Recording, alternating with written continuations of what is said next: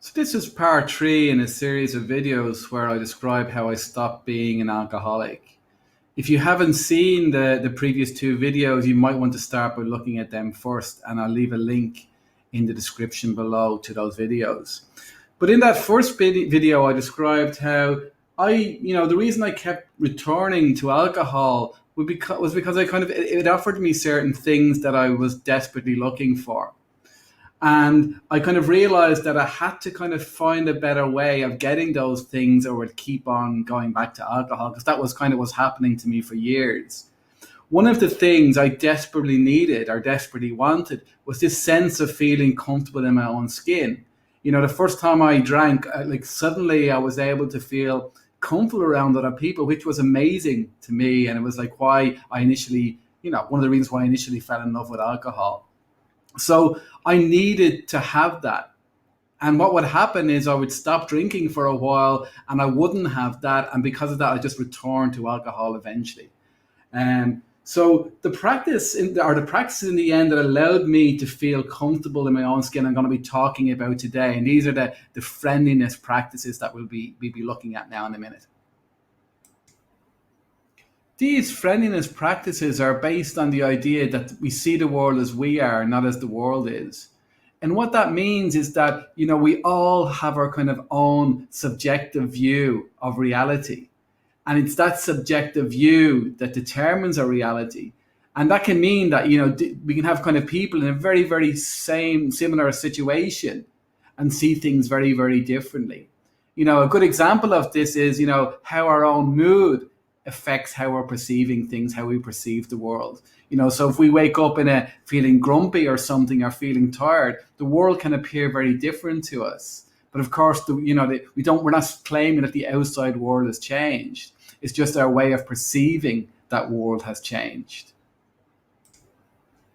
Of course, you could say that the whole alcohol thing or substance abuse generally kind of thing is kind of reliant on this kind of fact that we see the world as we are, not as the world is. Because of course, when we drink alcohol, it doesn't actually change our world. It just changes how we're perceiving the world. And that idea that the problem is somehow our perception is actually a good one. And it's that allows these kind of friendliness practices to work.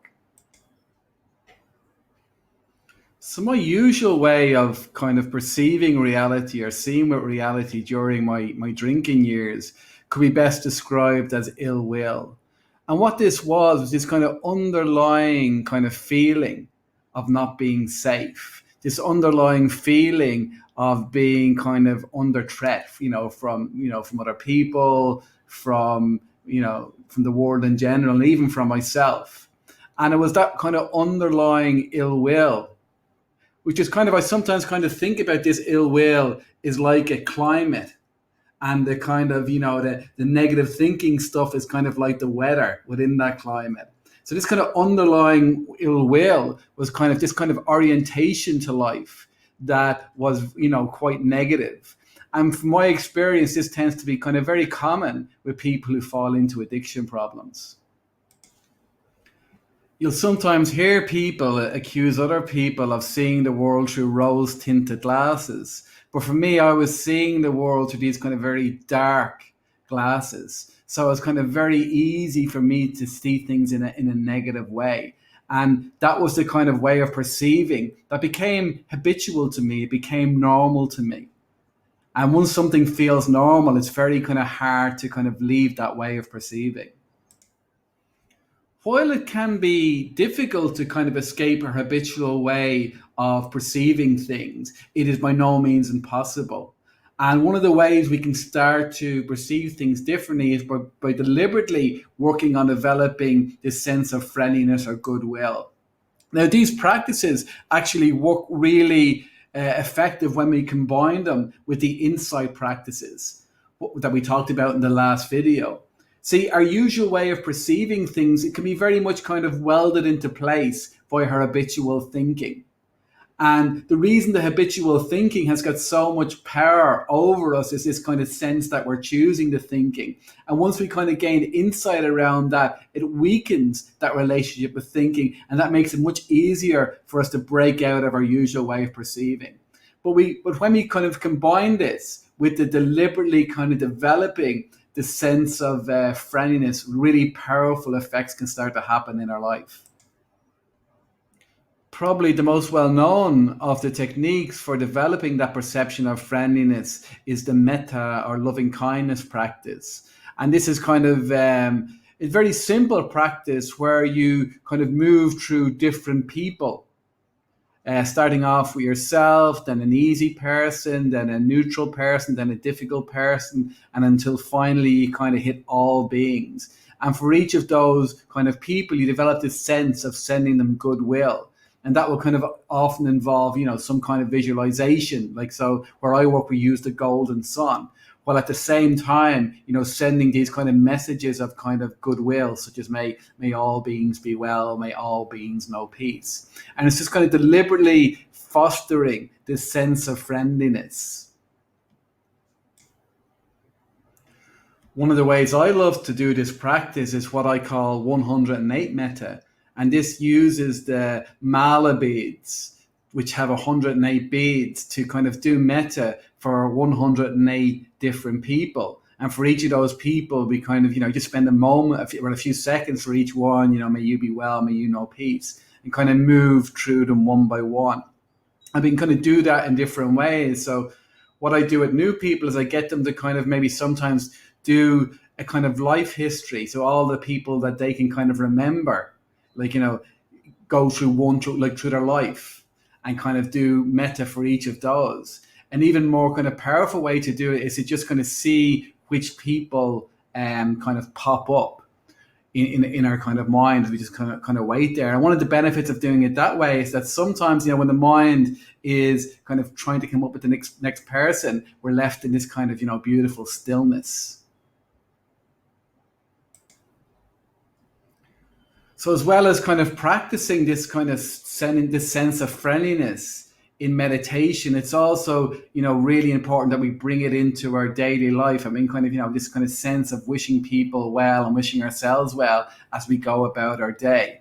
And this can be incredibly powerful. I remember, I'd be in Bangkok and I spent a day walking around Bangkok, kind of sending this kind of metta to different people. It was just such a lovely experience, kind of when you just kind of enter this very, very strong state, this strong perception of friendliness towards everybody and everything. And it's incredibly wonderful.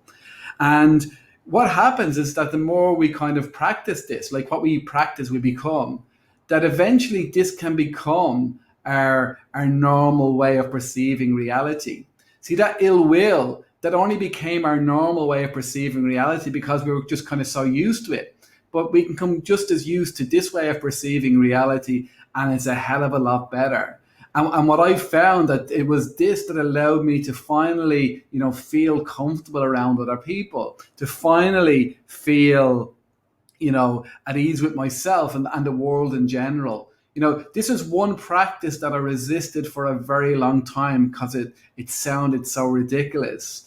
But it turned out to be the thing that had the most powerful effect on my life. So I kind of really encourage people to give this a go. One of the mistakes I made for a long time, and I see other people kind of making the same mistake, is this idea that the trick to kind of feeling comfortable around other people is to act friendly. But that, trying to act friendly can actually have the completely opposite effect. You can come across as kind of creepy, or it can just, that can be very incredibly uncomfortable for you to do. And that's how it was for me.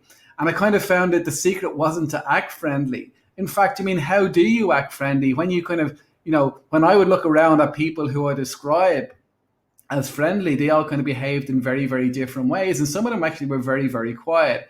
And so what I eventually realized that the secret wasn't to act friendly, it was to be friendly. And this metta practice can be very important for allowing us to be friendly. I'd imagine for a lot of people that this, developing this perception of friendliness and kind of being able to kind of experience life from there will make such a huge difference to their life that they may not necessarily feel drawn to do much more. But one of the interesting things about this ability to change the world by changing our perception is that it really opens this door to these other ways of perceiving our situation and perceiving life. And this is kind of what we're going to be doing in the next video, looking at these imaginal practices as a way to re-enchant our lives. So for me, another crucial part, or a key thing that I was looking for was this kind of, this magical quality in my life. And it was kind of working with perceptions and seeing how powerful that could be that allowed me to kind of go much further with this. So I will talk about that in the next video.